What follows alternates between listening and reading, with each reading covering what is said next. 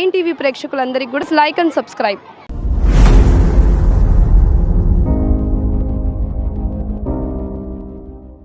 సర్వేపల్లి నియోజకవర్గంలోని ముత్తుకూరు మండల కేంద్రం షాదీ మంజిల్ నందు తెలుగుదేశం పార్టీ మండల కన్వీనర్ నీలం మల్లికార్జున యాదవ్ కాకాణిపై ఫైర్ అవుతూ, కాకాణి గతంలో వ్యవసాయ శాఖ మంత్రిగా పనిచేసిన ప్రజాస్వామ్యంలో ఉపయోగించకూడని భాషను ఉపయోగిస్తూ అసభ్యకరమైన ఆరోపణలు చేస్తూ ప్రజలను మానసికంగా వేధించే విధంగా మాట్లాడుతున్నారు. అభివృద్ధిని పక్కన పెట్టి విఘటన రాజకీయాలతో ప్రజల్లో విషం కక్కే రాజకీయాలు చేస్తున్నాడు. ఇది ప్రజాస్వామ్యంలో ఎట్టి పరిస్థితుల్లోనూ ఆమోదయోగ్యం కాదు అని మల్లికార్జున యాదవ్ చెప్పారు. ఈ కార్యక్రమంలో టీడీపీ నాయకులు, కార్యకర్తలు పాల్గొన్నారు. కారణం ఈ రాష్ట్రంలో ముఖ్యంగా మన జిల్లాలో రాజకీయాలు చెడు సాంప్రదాయానికి తీసుకొచ్చే పరిస్థితి వచ్చింది.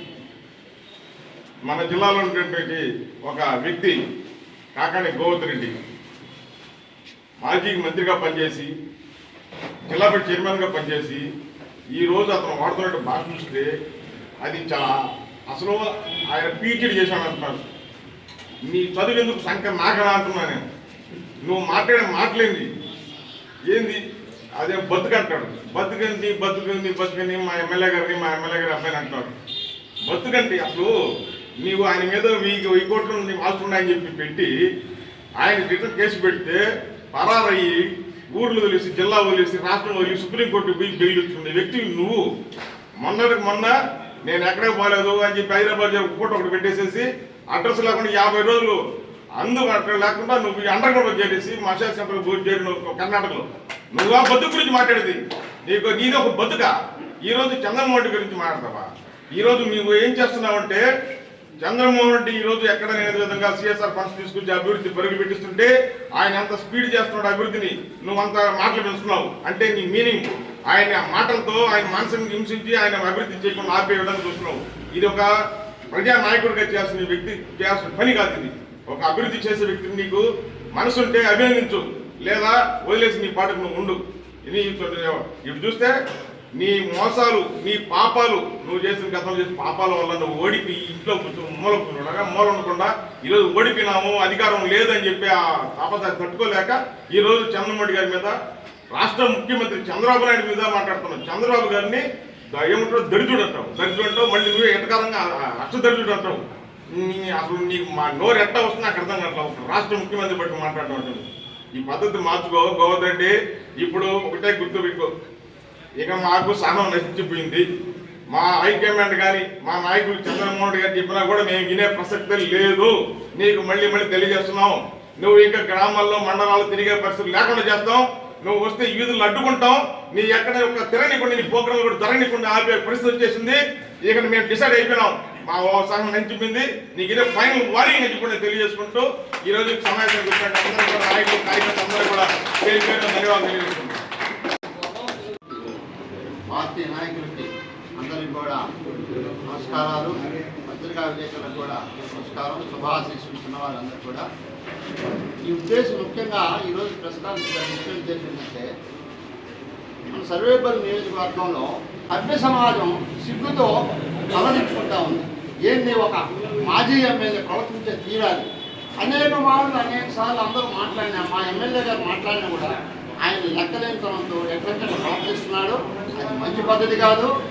మీ నాయకుడు ఇష్టానుసరితిగా ఆయన రాష్ట్రంలో ఆయన మాట్లాడుతున్నారు, మీరు నియోజకవర్గంలో మీరు మాట్లాడుతున్నారు. ప్రతి దగ్గర మీ బాధ ఏంటంటే, తెలుగుదేశం ప్రభుత్వం వచ్చిన తర్వాత సంక్షేమ పథకాలు జరుగుతున్నాయి, రాష్ట్రంలో అమరావతి బాగా జరుగుతుంది, తర్వాత పోలవరం జరుగుతుంది. ఇవన్నీ చూస్తూ మీ నాయకుడు, పై నాయకులు జీర్ణించుకోలేక అడదుద్దాగా మాట్లాడుతున్నారు. మీరు ఇక్కడ ఏంటంటే సర్వేపల్లి నియోజకవర్గంలో చంద్రమోహన్ రెడ్డి గారు సంక్షేమ పథకాలు చేస్తుంటే మీరు ఓర్చుకోలేకపోతారు. ఈరోజు సిఎస్ఆర్ నిధులు ఉన్నాయి, మీరు ₹1 ఖర్చు పెట్టించలేక. అదే చంద్రమోహన్ రెడ్డి గారు ఈరోజు ప్రణదేవపాలెం పంచాయతీలో ఒక దాదాపుగా ఒక హై స్కూల్ బిల్డింగ్కి జమినీ గంజీ కంపెనీ ద్వారా అక్కడ 30 లక్షలతో స్కూల్ బిల్డింగ్. అదేవిధంగా జమినీ కంపెనీ ద్వారా ఒక కాలనీలు నీళ్ళు మునిగిపోతుంటే అది చేస్తున్నారు. అదేవిధంగా ఒక 20 కోట్లతో సెయిల్ నిధులతో హాస్పిటల్ కట్టిస్తుంది. ముత్తుకూరుకు చూస్తే అంబానీ ఇతరత్ర కంపెనీల ద్వారా ఇక్కడ ఒక 7 కోట్ల రూపాయలతో పనులు జరుగుతాయి. ఇవన్నీ చూసి మేము జీర్ణించుకోలేక రోజు ఏదో ఒకటి మాట్లాడడం, అసలు ఆ మాటలకి అర్థం లేదు. ఎందుకంటే మీ పార్టీయే ఒక అబద్ధాల పార్టీ.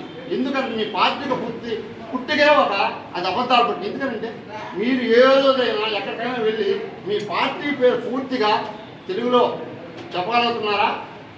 అక్కడే మీ మోసం అర్థమవుతుంది. యువజన శ్రామిక రైతు కాంగ్రెస్ పార్టీ, కానీ మీరు ఎక్కడన్నా చెప్తున్నారా? అదే మేము మా పార్టీ పేరు తెలుగుదేశం అని ఈరోజు గర్వంగా చెప్పుకున్నాం.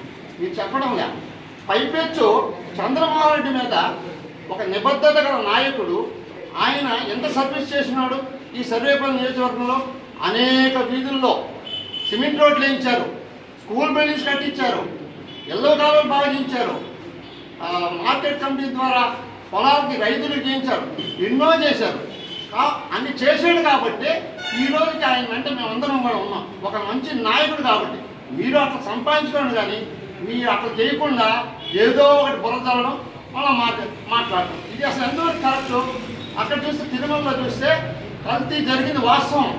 పువ్వు కలిపారా, ఇంకోటి కలిపారా? వాస్తవం కదా. 250 కోట్ల రూపాయలు మీరు దారి మళ్లించి మాజీ మంత్రిగా చేసినటువంటి వ్యవసాయ శాఖ చేశారు కాకాని గోవర్ధన్ రెడ్డి. ప్రజాక్షేత్రంలో ప్రజల అభీష్టం మేరకు గెలిచినటువంటి ఒక శాసనసభ్యుని పట్టుకొని అనరాని మాటలు, ఏదైతే ప్రజాస్వామ్యంలో వాడకూడదో అలాంటి మాటలతోటి మానసికమైన క్షోభ చేసి వారిని జరుగుతున్న అభివృద్ధిని పక్కదో పట్టించి ఆయన ఏదో వికట ఆనందం పొందుతూ ఉన్నాడు. ఈ విధంగా చేశారు కాబట్టి గత వైసీపీ ప్రభుత్వం ఎక్కడా కూడా ప్రజాస్వామ్యాన్ని విస్మరించి ఎమ్మెల్యేలు మంత్రులు విచ్చలవిడిగా దోపిడీకి పాల్పడుతూ ఎక్కడ కూడా ప్రజాస్వామ్యంలో పాటించకుండా వారిని నిర్బంధమైనటువంటి పరిపాలన చేశారే కాబట్టి 151 సీట్ల నుంచి 11 సీట్లకి మిమ్మల్ని పడదోసుకొట్టినా మీకు ఇంకా సిగ్గు రాలేదనంటే ఈ కాకాని గోవర్ధన్ లాంటి మాటలు రాష్ట్ర వ్యాప్తంగా విన్నారు ప్రజలు. అలాంటి వ్యక్తులు మీరు ఇంకా మార్పు చెందకపోతే ప్రజాస్వామ్య విలువల్ని మీరు ఏ విధంగా కాపాడతారని చెప్పి ఈ విధంగా మేము మాట్లాడుతూ ఉన్నాం. ఏ రోజైనా ఒక వ్యక్తి గురించి మాట్లాడాలంటే తను చేసిన మంచి పని గురించి మాట్లాడాలి, తను చేసిన సంక్షేమ కార్యక్రమం గురించి మాట్లాడాలి. కానీ నిద్ర లేచి అక్కడ దోపిడి ఇక్కడ దోపిడి, నువ్వు ఏమన్నా ఒకటైనా నిరూపించవా? ఏదంటే గుడ్డగాల్చి మొహానేస్తే దాన్ని అందరూ కూడా తుడుచుకొని పోతారు అనుకుంటున్నావు కాకాని గోవర్ధన్ రెడ్డి. ఇది చాలా తప్పది. ఎందుకంటే మేము ఇప్పుడు దాకా నిన్ను గౌరవంతో గౌరవం పిలుస్తున్నావు, కానీ నువ్వు చేసేట వెకిలి చేస్తులు, నువ్వు కార్యకర్తలకు ఇచ్చేటట్టు సందేశాలు ఏమాత్రం బాగులేవు, మీ పద్ధతి మార్చుకోమని చెప్తా ఉన్నావు. గతంలో కూడా పత్రిక సంవత్సరాలు చెప్పాం, కానీ తీరు మారడాలే. ఈ తీరు మారకపోతే ప్రజల్లో ఆగ్రహం వ్యక్తం అవుతుంది. 2024 ఎన్నికల్లో ఆగ్రహం వ్యక్తమయ్యే 16,000 చిల్లర ఓట్లతోటి నిన్ను ఇంట్లో కూర్చోబెడితే నువ్వు మళ్ళీ ప్రజాక్షేత్రంలోకి వచ్చి తగుదరమ్మా అంటూ నువ్వు ఎమ్మెల్యే కంటే ఎక్కువ పోజులు కొడతా ప్రజల్లో తిరుగుతున్నావంటే నీకు సిగ్గుందా అని చెప్పి సందర్భంగా అడుగుతా ఉన్నావు. ఎప్పుడు మార్చుకుంటావు ఈ తీరు? ప్రజలకు చెప్పాల్సిన సందేశం ఏంటి? అధికార పక్షంలో ఏదైతే సూచన సలహాలు ఇచ్చి అభివృద్ధి కోసం పాటుపడేటట్టే ఎమ్మెల్యేలకి మీరు ప్రతిపక్ష నాయకుడిగా మీరు సూచన సలహాలు ఇవ్వాలి తప్ప ఇలాంటి వ్యాఖ్యలు ఏంటయ్యా? పిహెచ్డి ఏం చేసావు? బూతులతోటి నీకు సింహపురి యూనివర్సిటీలో బూతుల పురాణంతో పిహెచ్డి ఇచ్చారా? నువ్వు చేసినటువంటి పిహెచ్డి బూతుల పురాణమా? ప్రజలు చెప్పు. లేదంటే చూసి కాపీ కొట్టి నువ్వు పిహెచ్డి తెచ్చుకున్నావా? ఈ రెండింటి క్లారిటీ ఏంటి? అసలు ఈ వ్యాఖ్యలు ఏంటి? ఎవరన్నా వింటుంటే అసహ్యం వేసుకుంటున్నారు. ఇది చంద్రబాబుకి ఏ నష్టం లేదు. కాకాని గోవర్ధన్ గారు మీరు గుర్తుపెట్టుకోండి, ఏ వ్యక్తి అయితే విచ్చలవిడిగా చెప్తాడో ఆ వ్యక్తిని సమాజం విలువేస్తుంది. ఏ వ్యక్తి వినయపూర్వకంగా దాన్ని స్వీకరించి తను చంద్రబాబు గారు కూడా ఒకటి చెప్పారు, ఇన్ని చెప్తున్నా కూడా నేను భరాయించుకుంటున్నాను నేను అని అతని కర్మకథనే వదిలేస్తున్నానని చెప్పి అనేక సందర్భాలు చెప్పాడు. కానీ అది ఒక ఉన్నతమైన వ్యక్తి లక్షణం.